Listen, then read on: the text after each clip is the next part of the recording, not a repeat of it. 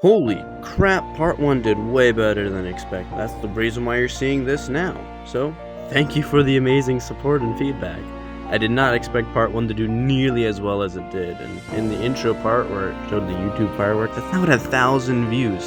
So, thank you so much, holy crap. Anyways, welcome to part 2 of the Canon of Chaos. Shin Megami Tensei 5, but with an extreme randomizer changing everything from the drops, demons, skills, and bosses. Can I beat the whole game with all of these changes? Last episode ended with me getting walled at the third boss, that being White Rider, for reasons that'll be brought up later. These videos take a really long time to make and require more effort than I've ever put into YouTube before, so if you enjoy, don't forget to like and subscribe, it's greatly appreciated. Will I be able to succeed, or will I give up and restart with the new seed out of frustration? Let's find out.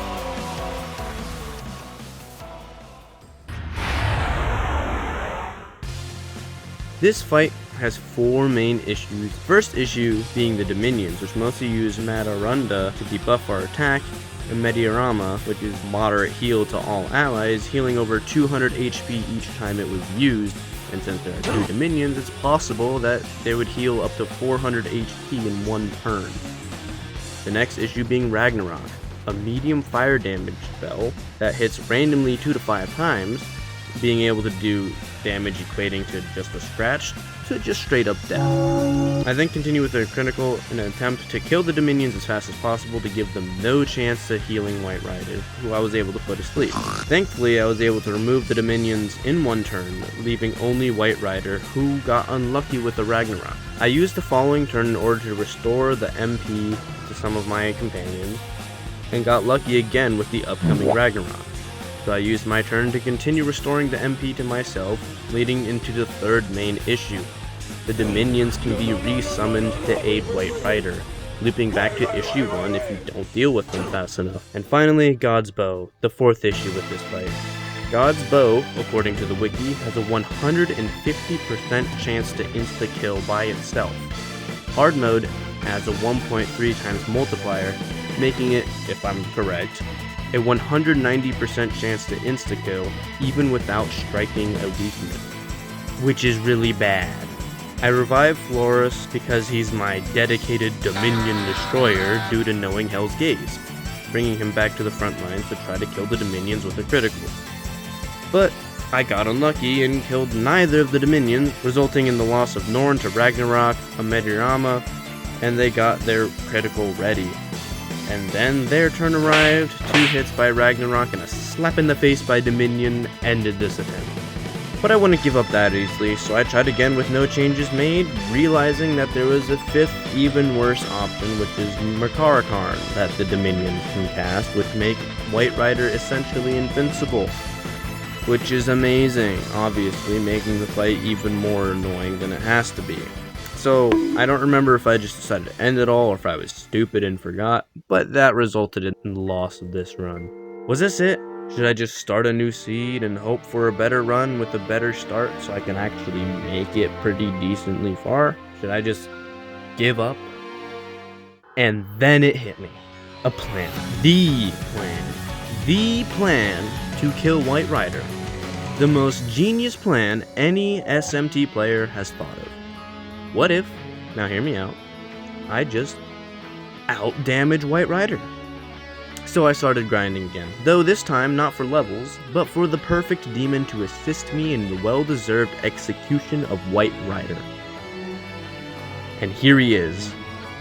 Yamata no Orochi, +9 electric skill potential, high electric plasma, repel light, and Zeobarime. A severe electric attack to one foe, which according to the wiki has a base attack of 265. White Rider, your time has come. And so, I give it one more attempt, and if I lose, that'll be the end of it. I start with a Raging Lightning, buffed with the Quans, and use Spit of Ruin to lower his accuracy. Yamata no Orochi hit with 244 damage, as well as adding a press turn icon, while I used another Raging Lightning for only 177 damage. The additional grind seems to have paid off. I buff one more time with the Quans and lower his accuracy even further with one more spit. As per usual, White Rider summons 2 Dominions and uses Ragnarok on his first turn, resulting in only 1 hit to Aquans, taking it like an absolute champ. I continue to hit his weakness, this time buffing myself for my next attack, and after Yamata no Orochi's next attack, he's already at half health, victory not being too far off. And then something absolutely terrifying happened. The Dominion used Markarn, and you saw what can happen. And on top of that, they got their critical ready. I had to think fast and hard on who should break his protective barrier without putting the fight in jeopardy. So I used a chakra drop on Flores, hoping he'd survive the reflect, and that's exactly what he did with only 24 health left. But alas, it was their turn and they had a critical as well as removing our defense and agility buffs. Despite taking 2 Ragnarok, I somehow survived, only losing Aquans. So I continue with the same routine, but without any buffs available to me. But I didn't even need them, as White Rider met his well-deserved demise in the exact same turn. First major challenge has been vanquished. I find and recruit a wild Yakshmi, though only after 2 failed attempts, as is tradition at this point, as well as a Haredi and a Mata. The upcoming Abscess seemed as though it could be the next wall because, oh my goodness, it's Zeus and Odin. And all I had was Electric Moon, which as you can see is not effective against either of them.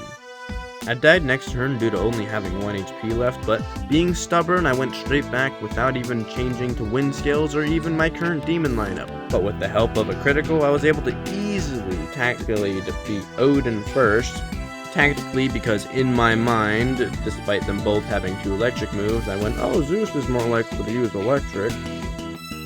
And I was right, blocking his electric attack allowing me to win easily, which resulted in me earning these miracles. I made my way to the next boss fight and oh no. This genuinely scared me because I've never fought him, but I've seen people fight him and holy crap does he look hard. Thankfully he's quite literally weak to everything. I nearly killed him the first turn and then he healed all his health back and then I was able to use a critical and kill him in the same turn.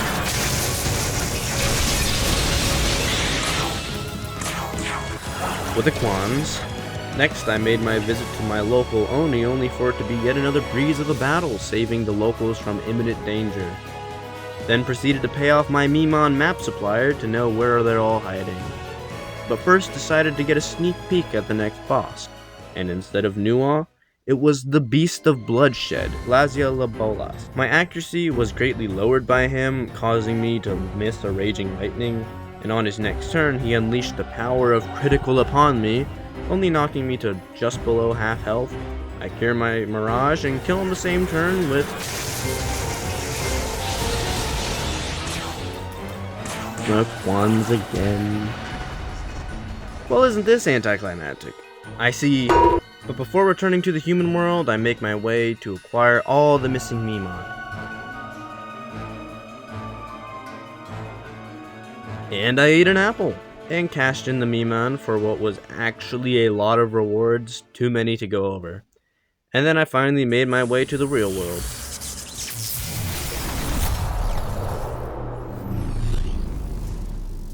Took a quick nap, and made my way to school. I witnessed Kasumi Yoshizawa getting bullied, but who cares, I gotta get to class. School's finally over, and I run into her in the hallway again, but I don't have the time for that. I gotta get home and kill the girls bullying her. Well, I guess that's definitely some sort of solution. The upcoming battle was a complete joke. Here is the entire battle sped up.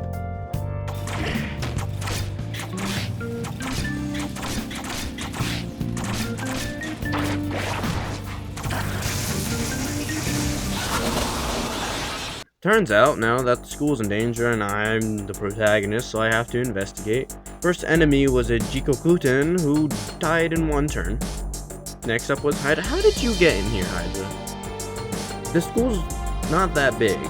Again, so he went down in 1 turn. This one was a real surprise. It was Yakumo, who got me real nervous because he resists electricity, but he's also weak to dark and could be one-shot for whatever reason.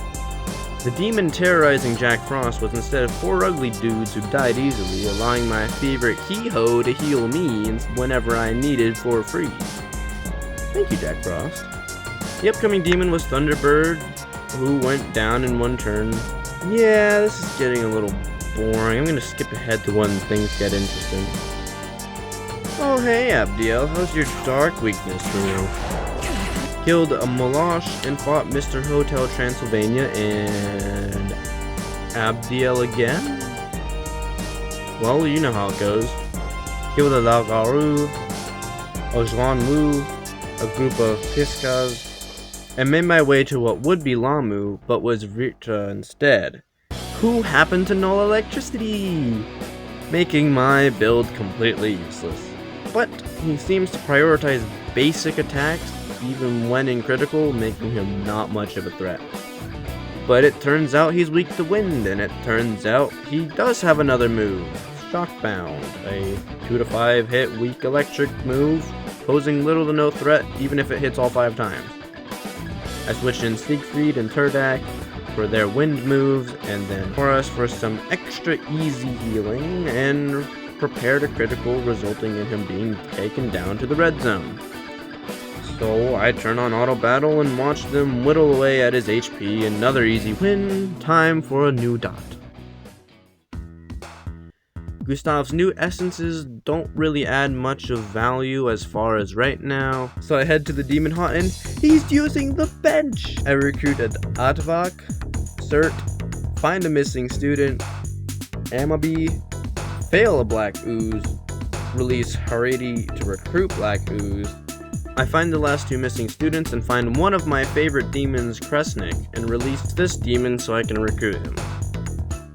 I tried helping with a side quest, but kinda got 1-hit killed by accident. Yeah, I'm gonna get back to that later. I ate an apple! Saw a caged Seth and a Mastema in the distance.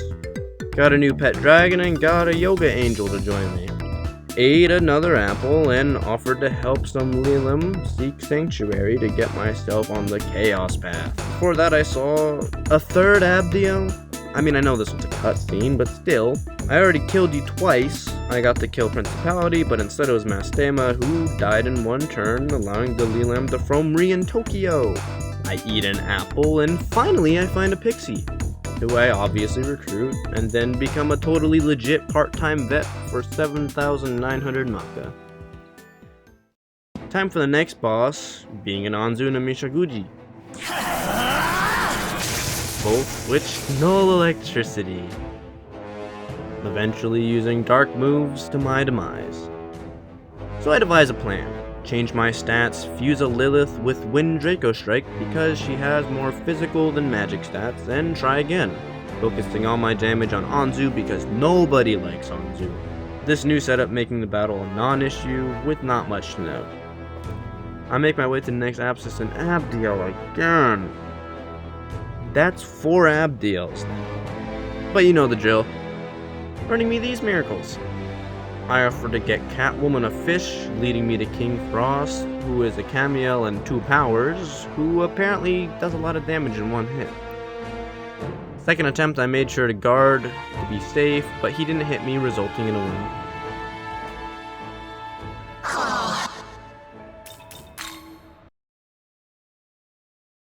I'm sorry, King Frost.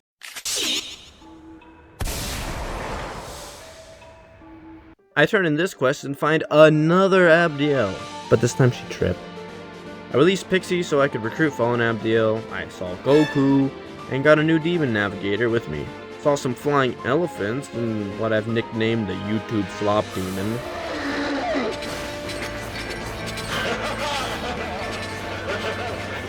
As well as a guy who reflects physical standing there, menacing me. I never knew King Frost was built like that. See why he's a fusion-only demon. Their poops a lot goes down the drain, no problem, granting me these miracles. I ate an apple. The next abscess was just a bunch of demons who went down easily due to all being weak to dark. They only took out Lilith before dying, granting me these miracles. Next was my first wall when I played the OG SMT5. I, Fionn McCool, shall test your strength.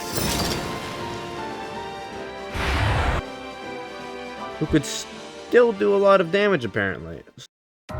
So I leveled up my demons a bit, and oh my goodness, these hitboxes suck.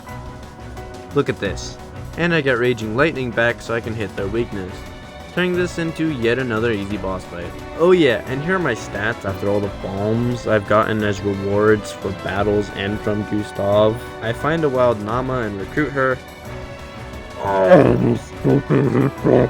I find Odin instead of the creepy horse thing, which is cool, but he's really slow, making it way less menacing. I eat yet another apple and recruit King Frost. Here's hoping we get along, ho! Wait, what did he just call me? I'll just let this clip play out.